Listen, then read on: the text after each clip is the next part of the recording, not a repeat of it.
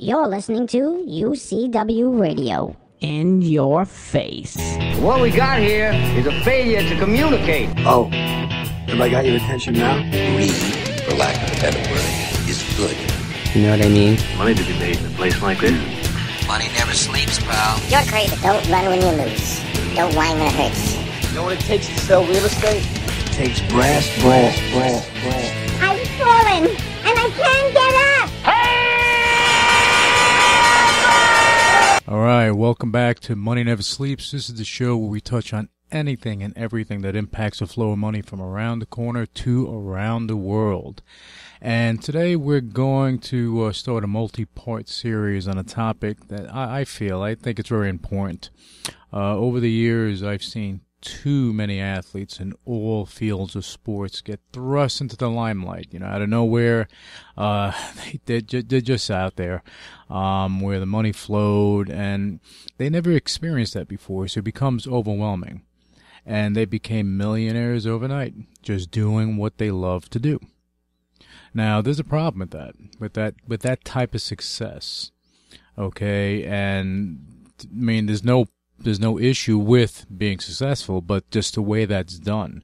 We all love seeing, people become successful, but the issue is that usually these athletes are young, and most don't have that person or that background in their lives that can anchor them down to show them how to manage their newfound wealth, how to deal with stuff, how not to get overwhelmed, how not to get lost in the moment. And what the general public sees is a talented athlete making money, living the high life, fancy homes, cars, jewelry, so on and so forth.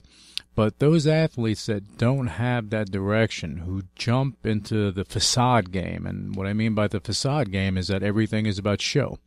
Everything is about show. They have money, they're spending it. As quickly as they make it, they're spending it, and it's all about the show, the house, the car, the game that they have. And that's an issue. And they're not thinking about the big picture. And again, this is why we're going to be doing this series, because those that aren't looking at the big picture, those are the ones that could potentially wind up broke once their careers end. And it happens more often than not. Don't think it doesn't, because it does happen.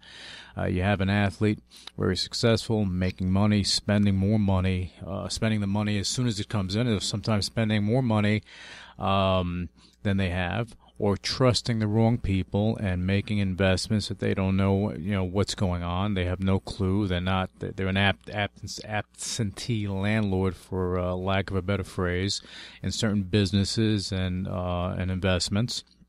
And they wind up, getting hurt in the end. So what we're going to try to do, and we're going to try to do this, Money Never Sleeps. What we're going to do is try to highlight some of the do's and the don'ts for upcoming athletes and entertainers. It's not just athletes, it's entertainers as well. Basically, over the course of the series, and as it evolves, because it's going to be an evolving series, as topics come up, we're going to try to address it, and we're going to create some type of general blueprint that may be helpful to someone in this position looking for a path to take in order to avoid the pitfalls that may be waiting for them, or actually that are waiting for them. If you're not prepared, you can get spanked, and it can hurt. And there's nothing worse than putting your life into your career, and then when your career is over, or you have an injury, that you turn around and you have nothing to show for it but the trophies on your wall, and like some athletes, you wind up having to sell your memorabilia just to pay your bills, and that's not what you want. That's not what you want at all. And I'm sure that those athletes or those entertainers that went down that road, if they had someone in their corner that was there for them to help them, to help them deal with their finances, they more than likely they would not be in the position that they're in right now. So the format or the way for me to paint the picture is pretty simple. Okay, any athlete or entertainer that has been, training hard, working with coaches, you have to put the time in. They're putting the work in needed to be the best at what they can do. Basically, doing what they love to do, and putting the work in, the sweat and the time and everything else. And see, those people, they understand the principle. And again, this is something that should have been taught to them early on. And that's this. It doesn't matter how much talent you have. You still have to put in the work. You have to work hard to get better. And most have to work twice as hard as the next guy just to get over the hump in order to up their game. But it's through all this hard work, dedication, guidance, that these athletes and entertainers begin to develop character and maturity. And these are two key words, character and maturity. It's those two developments that give them an appreciation for what they do and the work needed to even be at the point that they're at. It allows them to be role models for the next generation. It'll allow them to handle things a lot better. So when you build that character, when you build that maturity, and your hard work meets that, and that gets developed along with your hard work, you know what? You're ahead of the game. So that's on the athletic end, and on the entertainer end, hard work, you build up, you earn your keep, you earn the place that you're in. And as long as your character maturity, advance with that, and you're not resting on your laurels because you're a talented wide receiver, and you think you don't have to train that hard because you're that good. To me, that's ridiculous. You should be training harder than the next guy, because guess what? You're in competition with yourself, and then you're if you're on a team, you have an obligation to the team to be the best that you can be. And on the individual front, you want to be the best that you can be. Why would you just want to be, you just rely on your talent alone? Do something more, be more, inspire people, and that's what it's about. So that's on the athletic end, the entertainer end. Now let's talk about the financial end, the business end of what they are embarking on. And, granted, sports, it's a business, it's plain and simple. Sports is a business, and each athlete, and even in entertainment, each of them represents a business within a business. So if you're a quarterback, if you're a wide receiver, if you're a second baseman, even you're a professional wrestler, you're in that realm, and you start crossing over from athletics to entertainment. And now if you're an actor, whatever the case may be, but more so in the sporting environment, you represent a business within a business. So from merchandising, sponsorships, speaking engagements, etc., it's all business. And if you're not building your business properly, it can fail on you, just like any other business out there. Now, the same character and maturity that's needed to excel in sports and entertainment is the same character and maturity that's necessary to protect their own interests and prepare for the rest of their lives. And this is why I was touching on that a little bit, earlier, because it is important. When an athlete thinks that the money train, or an entertainer thinks that the money train will never ever end, and they spend it in just buying ridiculous things that mean nothing, material things that mean nothing, buying cars for their friends and homes and this and that, and partying with their friends all the time, and so on and so forth, and doing all this stuff. At the end of the day, what does it mean? Okay, because when the dust settles and things, let's say, God forbid, but things are gone, those people are going to be gone too. So when they're spending like that, it's only when reality strikes is when they begin to ponder or think what happened. And it's in the case of athletes, when the rude awakening comes, especially if they get an injury hits them, or they get cut from a team. Your salary is not going to be there, and it's sad but true, and it's happening more often than not because they're not looking at the big picture. And I'm not saying that all athletes and entertainers, young entertainers or young athletes are like this, but more often than not, this could potentially be the case. And I think that the first order of business for any athlete or entertainer that's on the rise is to align with a trusted, and I can't stress this enough, I mean a trusted person in their lives that understands financial matters. The reason that I say this is because that's the person that will be looking out for their interest, for their best interest. This person will be dealing with the financial advisors as a conduit. If an athlete or entertainer is either training for the next sports season, or they're involved in a film, or they're on the road, performing and traveling and so on and so forth, it can be extremely difficult for themselves to overlook every aspect of their finances.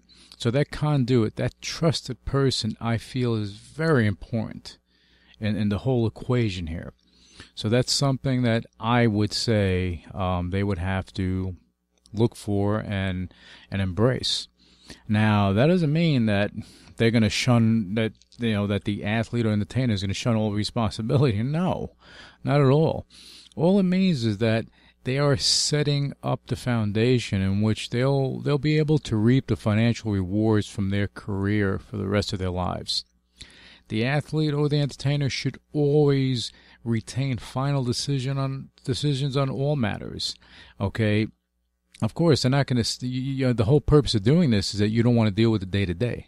If you wanted to go and just do that for a living, then you wouldn't be doing what you're doing. So you want to have someone deal with the day-to-day, and you just look at the big picture and deal with the major decisions, and that's the reality. And just have, you're going to have certain components in place that are going to protect you. All right, for example, if a real estate opportunity came along, or a franchise opportunity arose, and one great example of an athlete that has that's done this and taken advantage of it is Hank Aaron. But the day-to-day overview of that property or business would be the responsibility of that trusted person, who may become their business manager. It can evolve to that. But all final decisions, as I said, revert back to the owner. You, the athlete, you, the entertainer. It has to. You need to be present in your financial matters. Don't just leave it in somebody's hands and just hope for the best, and then you wake up one morning and you find that all your money's gone. Do not do that. Please don't do that. I wouldn't particularly advise using a professional business manager who has numerous clients, because how do you get the personal dedication? It's near impossible, and I know I'm going to get a lot of flack about this, but this is my opinion, and these are my feelings. The interest of the athlete or entertainer has to be at the forefront, and the plan of action has to be dedicated to their financial future, not pooling them with other athletes or entertainers and winding up in a situation. It does happen. We've seen that in the past, where an entertainer got involved in something because they were pulled in with other investors, and they got spanked. That's because if someone was actually monitoring them individually, things like that could be avoided. Not saying that it will be avoided. It could be avoided. At least if a mistake's made, you did all you could to prevent it. Now, some people that this trusted person would need, or the entertainer athlete would need, as part of their financial future team. And I'm going to stress that, financial future team. And they'll be as follows. A financial advisor. Someone who's experienced with dealing with real estate, franchises, the stock market, etc., etc.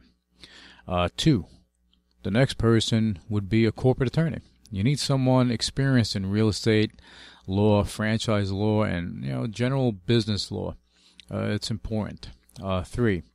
The next person would be an accountant, both personal and business.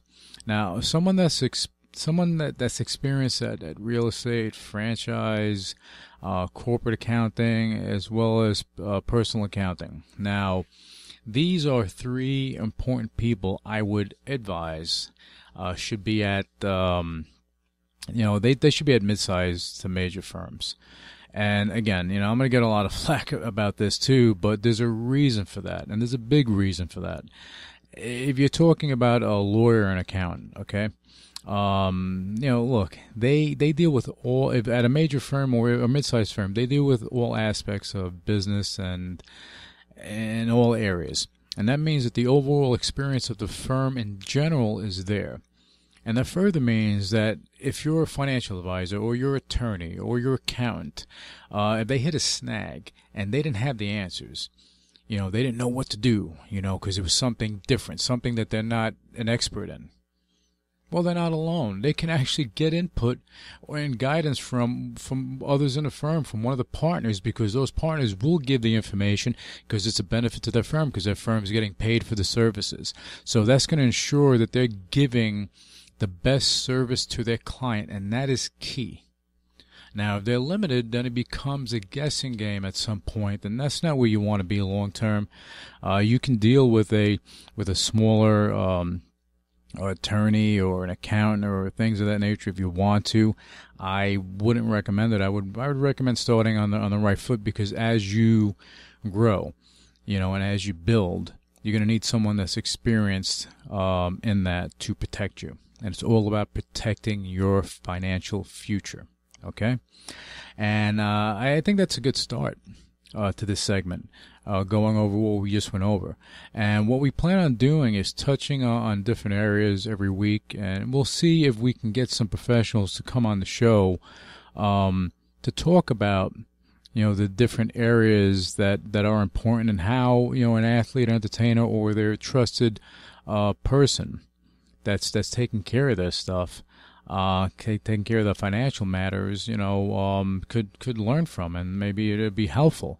But I think it's important for us here to furnish as much general information as possible. And hey, the way I look at it, and the reason I'm even adding this segment to the show, is that I feel if it helps one athlete, one entertainer, to solidify their financial future, where it could have been different and they could have went down a different road, then guess what? It was worth the effort and the time in making this segment available for anyone to listen to. Okay, so now with that said, again, we're gonna have this segment on. We're gonna have this segment over the next several weeks. But what I want you to do is stay with us, and we're gonna be right back with you after this quick break. This is Chef Gavin Murphy with your 1-minute healthy cooking tip. A lot of people are more health conscious nowadays, especially when it comes to food. But did you know there are a lot of hidden calories in, of all things, salad dressing? They're chock full of added sugars. But don't fret, I've got you covered. Try this quick and delicious salad dressing recipe. Grab a small Tupperware container with a lid and add a 1/4 cup of balsamic vinegar, 2 tablespoons of whole grain or Dijon mustard, a teaspoon of organic honey, pinch of salt and pepper, and 3/4 cup of olive oil. Pop the lid on and give it a good old shake. This is spot on for a beautiful summer salad and will keep in the fridge for weeks. For more healthy cooking tips and info, go to gavinmurphy.com.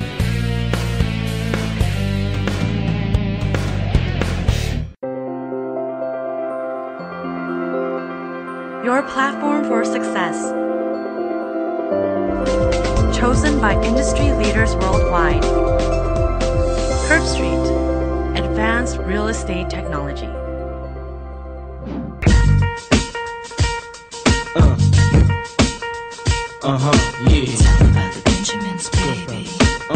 All right, we're back with you on Money Never Sleeps, and before the break, we were talking about athletes and entertainers and their financial foundation. And as I said earlier, This is a multi-part segment or series that'll be featured on the show over the next few weeks, or for the next few weeks. Next week, we're going to talk about real estate. We're going to talk about REITs, and we're going to be talking about, down the road, we're going to be talking about franchises and things of that nature, and how that fits into the total picture, and how to go about purchasing, managing, and growing that portfolio over time, as far as real estate and even franchises and things of that nature. We're gonna try to cover as much as we can, where this would be beneficial not just to an athlete or entertainer, but to anyone that, if you won lotto and you're looking, for some guidance, hopefully this will be helpful to you. Now I want to touch on some recent goings on in the financial arena, and I don't want to comment on the day-to-day movements of any particular company, stock, or anything, but more so touch on particular topics that I just have some input on. The first is Twitter. Twitter, you've been hearing a lot about it, and I knew this was coming for well over a year, because the writing was on the wall. I've never seen a tech company flourish without the founder at the helm. And I mean, it was crazy how Twitter got rid of their founders. That was one of my major issues with Twitter pre-IPO, and that's that the founders were all gone. They were gone. They went, they put all their thoughts, and they pioneered this, and then they were gone. Yeah, maybe they had titles on the board, or they sit on the board, and so on and so forth, but they weren't running the show. When Apple, let me just talk about Apple. When Apple cut Steve Jobs, they lost their mojo. There's no doubt. No one could even argue that point, that they lost their mojo. They lost a lot, and they were floundering. I mean, if they were a sinking ship until he came back. If he didn't come back, I doubt that the company would be around today. Could you even imagine Microsoft in the beginning, when they first went public, growing without Bill Gates? Without Bill Gates, can you imagine that? Amazon without Bezos, or Facebook without Zuckerberg. How would that even be possible? How? It's very hard to believe, and it's very hard to imagine that they would have been a success without any of them at the helm. Look at Elon Musk. Even though he wasn't the founder at Tesla, okay, but he came in, and I mean he's a visionary there.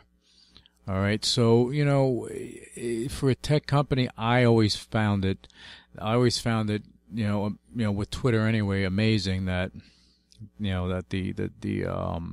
that one of the founders weren't at the helm, helping and bringing vision to the company. And Twitter made the grave error getting rid of them. And granted, Dick Costolo, he made a valiant effort. I can't take that away from him. But, even though he brought the company to where it is today, there's no denying that. However, that vision, that true big picture for Twitter has always has to sit with the founders, and it always will. And, Jack Dorsey is that guy. He's the guy. All right, with Costolo stepping down, it should have boosted investor confidence, especially with Jack Dorsey coming in as interim CEO. But, and this is a big but, their interview on CNBC was pretty hard to watch. It reminded me of the quiet period, where no one could say anything about any type of business. But the thing that threw me off in a big way is the fact that they're not in a quiet period. And they were adamant that nothing was going to change, that all was business as usual. Now, why would you change CEOs if everything's fine with the company, if there's nothing going to change? If nothing's going to change, then why do it? That makes no sense to me. I don't know whether, Costolo was feeling the pressure and he just got tired of dealing with it and he wanted some freedom so he can live his life, which I can understand. However, if you're stepping down as CEO and now you're going to be chairman of the board and you're still like running the show from afar without dealing with the day-to-day, I don't know. See, that's something that really no one wanted to hear, that it was business as usual. with the CEO shift change, as I said, there has to be some change in direction, especially if the street is screaming for it. This is not a private company. It's a publicly traded company. So, I just hope, for the sake of Twitter, that it was a head fake. I'm hoping that it was, because I think that, they have a lot of potential. I like Twitter. I like their platform and the possibilities. And I think, there's so many possibilities. You can't compare it to Facebook, and this is what people constantly do. Look at Facebook, look at Twitter. You can't. They're two completely different types of platforms. And I do believe that the right additional components to Twitter can horizontally and vertically grow the company while adding to and not taking away from their core business. And this is key stuff. I wish I had the opportunity to lay out some growth ideas for the company, to sit down with Dorsey or Costello and lay some stuff out. Because, me being in the tech industry for a number of years, I have some insight into this realm, and I know of a lot of different areas that can help the company. But I'm not in that position, and I'm not going to publicly, voice my opinions and my ideas, because it's going to fall on deaf ears. So, but I think somebody should, and hopefully they do start adding components that can horizontally and vertically, grow the company. They owe it to their shareholders, to the private equity firms that banked them in the beginning, and to their shareholders today. But we're going to see what's going to happen as this shift happens on July 1st, and that's going to be coming down the pike. Okay, next thing I want to touch on is to me, it's amazing. It's an amazing, and I mean, just a brilliant idea. CVS. I mean, I love the company. I love how they think outside of the box. But CVS made a deal with Target. Target, another company I love, because they think outside of the box. They're not rigid. They're not like the mighty oak that can't move. They're more like water, and they're able to mold and shape and grow with the times and do what they need to do. Okay, so anyways, the deal with Target is going to bring CVS pharmacies at most Target stores. Now, how great is that? This is called maximizing your exposure via partnerships. They are already in acquisition mode. I'm talking about CVS, and they have been. This deal is a notch in the belt of both companies, not just one, both. It's a match made in heaven. It's costing CVS about $1.9 billion, but it's well worth it to have that foothold in Target stores. And I hear that Target is going to wind up having these little satellite stores in certain areas, that they don't want. They don't want the big department stores in bad areas, so they may have these little satellite stores so that people have access. They may not have the opportunity to drive to a major Target store. Maybe they can go get what they need to get at these little satellite stores. So that is an interesting move. So CVS, Target, they're on the move. So look, see, this is innovative thinking that will allow more integration between companies. It's an idea that got shot out there, and it's going to open up the eyes of a lot of CEOs that have some vision, that care about the growth of their company, where the company is going to be in the next 10 years. You can't look at where the company is going to be in the next 6 months, a year. You got to look 5-10 years out, because if you're not, then what are you doing? You're building the company quarter by quarter. I mean, if you're looking at your quarter today, that's something you should have been worried about a year or 2 or 3 ago. But anyway, crossovers are good for business, as it adds more eyes and business to both parts of the deal. So this works. Target, CVS, 2 thumbs up on that deal. Look, it's like having Starbucks and Macy's. All right. Some people just may come in for their latte and have their little Oprah chai, but they may slide in to buy their spouse a gift or their mom a scarf. They'll see a sale. They'll say, oh, maybe I should get this. Oh, it's wintertime out. Maybe I need some gloves, or I need an umbrella, or I need a hat, or I need boots, whatever the case may be. And they're in the store and they just see it while they're waiting online for their latte. So it makes sense. And I think we'll see more deals like this in the future, as it just makes so much sense. The synergy is there. Now, is it going to happen at other department stores, like department stores like the Gap, things of that nature? Because you have the Gap that's closing a lot of stores. Now, would something like this work for them? Potentially. It could.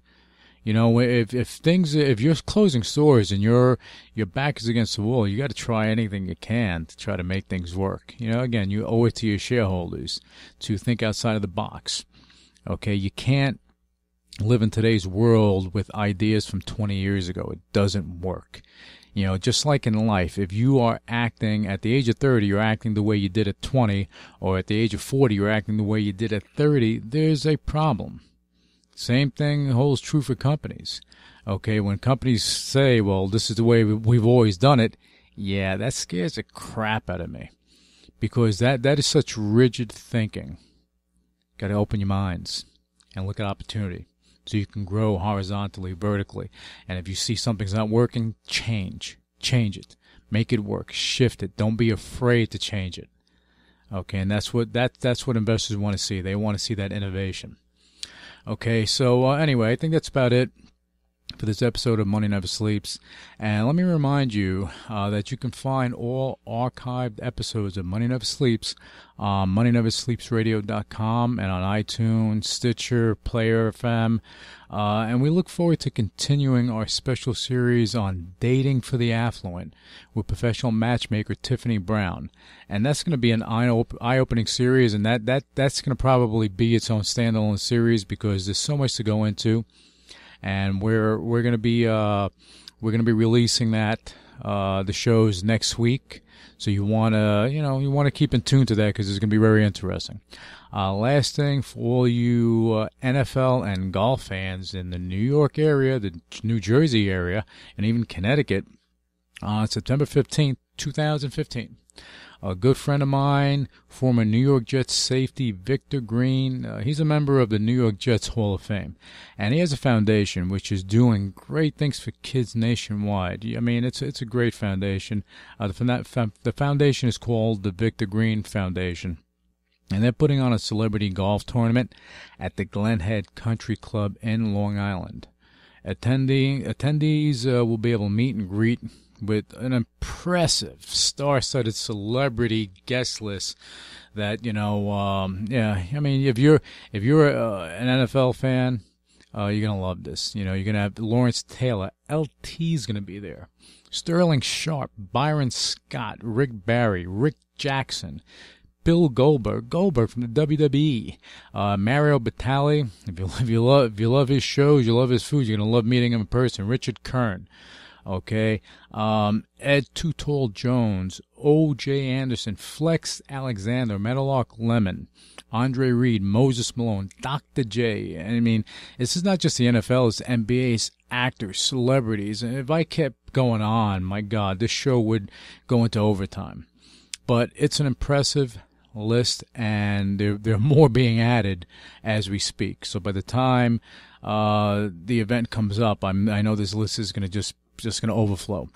But it's for a great cause. So make sure to check out Victor, this is the website, victorgreenfoundation.org, to find out more.